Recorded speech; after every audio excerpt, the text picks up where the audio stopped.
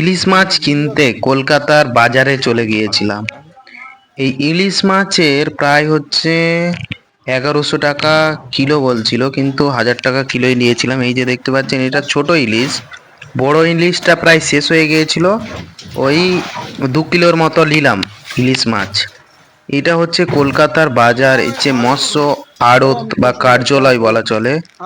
ইলিশ মাছ, বিভিন্ন ধরনের মাছের আমদানি এই বাজারে খুবই হয়, অত্যন্ত জনপ্রিয়। এটা হচ্ছে বারাসাতের মধ্যে পড়ে, ঠিক আছে।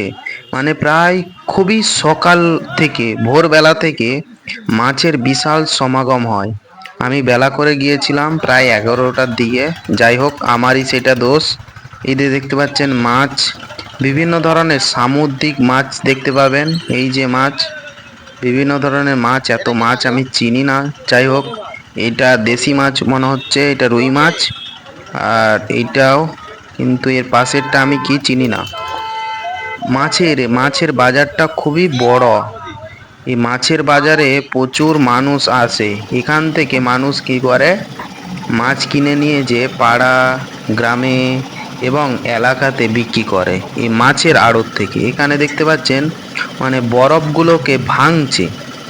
এই যে বরফ ভাঙার মেশিন, এই বরফগুলোকে ভেঙে মাছের উপর তারা দিচ্ছে, যাতে মাছটা সতেজ থাকে। যাই হোক, আমি গিয়েছিলাম সেখানে আরো মাছ কিনতে, চিংড়ি, বড় চিংড়ি, গলদা চিংড়ি মাছ কিনতে। সেটা পেলাম না। যাই হোক, বেলা হয়ে গিয়েছিল। সেই বেলার কারণে আমি সেই চিংড়ি মাছটা পেলাম না। এই যে চিংড়ি মাছ আছে বরফে গো। ভাঙছে এবং মানুষকে কত? দিচ্ছে এখানে। চিংড়ি মাছটা এনাদের ওলা কাছে মাছ। জিজ্ঞাসা করছিলাম কোথায় পাওয়া যাবে নাকি। এনারা শুধু এনাদের মাছ নিতেই অ্যাডভাইস করছিল, উপদেশ দিচ্ছিল। যাই হোক, চিংড়ি মাছটা পেলাম না। শুধুমাত্র ইলিশ ওলা মাছ নাকি? পেলাম। 2 কিলোর মতো নিলাম। এইটা বাড়ি যাব, তার জন্য কেনাকাটা একটু করছিলাম।